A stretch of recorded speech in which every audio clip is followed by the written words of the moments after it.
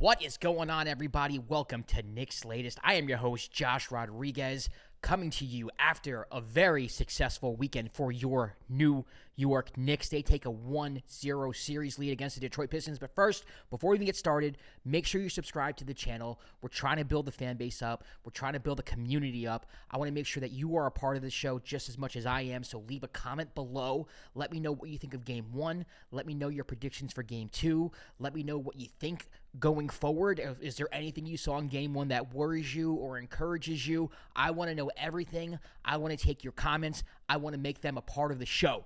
Let's do it. Game 1, Knicks, Pistons, and Knicks win 123-112. I wouldn't say I was scared, but, I was a little concerned in the third quarter there when the Knicks went down 9. Overall, I thought for the most part, I'm happy with how individuals played. OG came out and was looking to score. He was aggressive. I think overall he did a fantastic job on Cade Cunningham defensively, was the primary defender all night on Cade. The Knicks showed Cade different looks in the pick and roll, which is something I'm happy Tibbs did.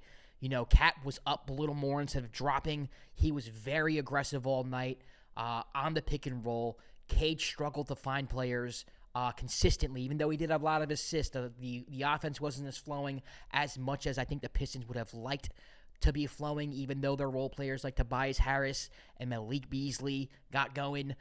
Tim Hardaway Jr. had a solid night as well.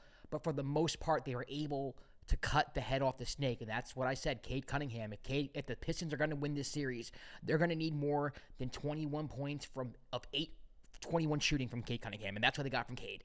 Cade had a very decent floor game, but he was not able to score the basketball. He was being harassed all night by OG Anunoby.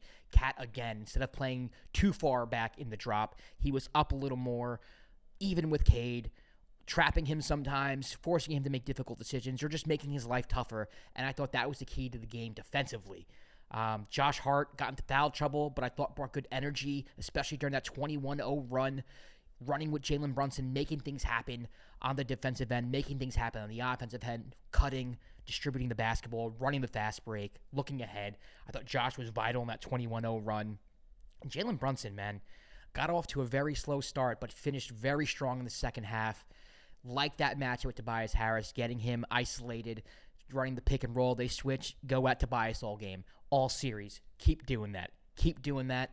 I think Jalen's going to have a very successful series if the Pistons cannot figure out a way how to stop him. I think they're going to have to put Sur on him.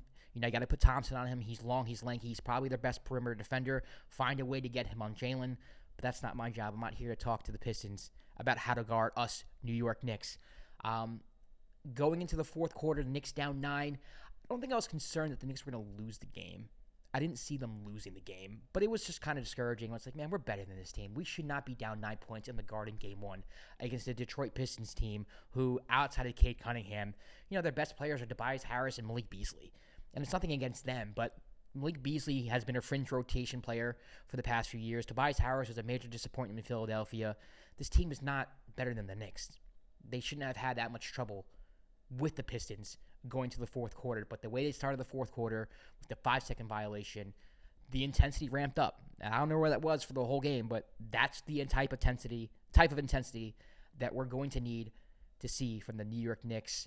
That 21-0 run, one of the most epic runs I've seen from the Knicks at the Garden in a really long time, led by defense, Cat getting steals, getting out in transition, running the break, campaign. I would be remiss if I didn't mention Campaign. Shout out to Campaign. Campaign, somebody who I toyed with the idea that DeLon Wright should get some playing time over Cam in the second unit. Shut me up really quick. Have to apologize to Campaign. You deserve your flowers. The reason why the Knicks were able to come back was Campaign hitting threes, keeping them in it with his offense, his hustle. And shout out to Tibbs for leaving Cam in the fourth quarter, putting Mikal Bridges on the bench. Not that Mikal was bad, but when you have a hot hand like Cam, who's the reason why you're coming back, you keep him out there. So shout out to Tibbs, running a backcourt of Jalen Brunson Campaign. Who would have thought if you're a Knicks fan? Jalen Brunson Campaign finishing out Game 1 of the playoffs at the Garden. So overall, I thought the Knicks played okay up until they played phenomenal. I wouldn't say I'm super encouraged with the team going forward. Obviously, the goal is to win the championship. The goal is to get to the NBA Finals, and they're not going to do that playing this way. However, I do think that it's a good sign that they were able to fight back, that they found that switch, and that they turned it on when they needed to turn it on. And speaking of turning it on when he needed to turn it on, shout out to Karl Anthony Towns. And I'm not just talking offensively. I mean, he was quiet in the first quarter. He ended up having 23 points on 10 of 14 shooting. Only took 3 threes. One was one from the logo. I don't know what he was thinking there. But outside of that, I thought Cat was fantastic. Driving to the hoop. We got the aggressive Cat driving to the hoop, that we know and love. That's my favorite Cat. He was looking for his teammates, had some nice assists. He had 5 assists. But most importantly, defensively, the main concern with the New York Knicks is how Karl Anthony Towns is going to handle any type of pick and roll defensively, and he was way more than I expected. Again, I don't know if it was a mindset thing or if it was Tibbs saying, strategy, you got to play up more. We're going to do this on the pick and roll with Cade. That's the type of Cat that needs to show up, the Cat that is attacking the pick and roll on the defensive end, not dropping back so far that the point guard or whoever the ball handler is can do whatever he wants. That's the Cat we need. The one who's going for the ball, getting steals, intercepting inbounds passes, making things happen on the break. Phenomenal game from Cat. That if the Knicks are going to do anything, obviously a lot has to happen. Like Jalen has to be Jalen, of course. Josh has to be doing everything, the X factor. OG has to be locking people up. Kel Bridges has to be involved. But after Jalen being Jalen, because he's our number one, everything I just mentioned is not as important as Cat being Cat on the offensive end and Cat holding his own or more than holding his own on the defensive end. That's the Cat that we need as Knicks fans, and I'm anxious to see if he can do that tonight going into Game 2. Let's talk about that. Now, I'm feeling really good about this game tonight. The Knicks, Pistons, I think the Knicks are just a better team. I think the Pistons had their shot in Game 1. If you were going to take a game, it's Game 1. You set the tone. You kind of surprise the Knicks. You come out with a lot of intensity. Your role players are hitting shots on the road. I can't see a scenario where that happens again. I think Cade does play better tonight, but I do think the Knicks keep up that defensive scheme, that defensive intensity. I just don't think the Pistons have their role players to consistently keep up with the Knicks offense for 4 quarters. That's what I said when I started the series. I had the Knicks in 5, still have the Knicks in 5. I think Jalen will be better for most of the game. He had a really good second half in Game 1. I think he'll be fine for the whole game. I expect Cat to be Cat. I would like to see players like Mikal Bridges get involved more. I would like to see Deuce McBride do something. He was kind of disappointing in Game 1, but that's okay. The Knicks didn't really get much from him. Landry Shamet didn't have a good game. Tibbs used him in the first half. I expect him to play good. This is a game where someone else needs to step up. You can't expect Campaign to save you in the fourth quarter like he did in Game 1. You get some shots from Deuce. You get some shots from Landry. A more balanced effort. Mikal gets involved, and I think the Knicks win this one more comfortably.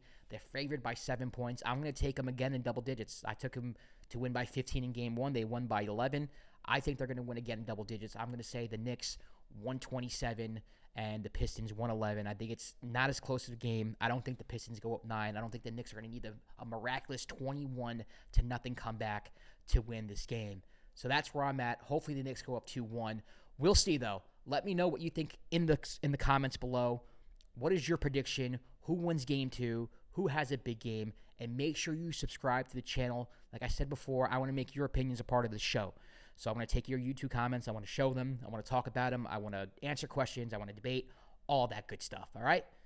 We'll see you tomorrow after Game 2 for another episode of Knicks Latest. Peace.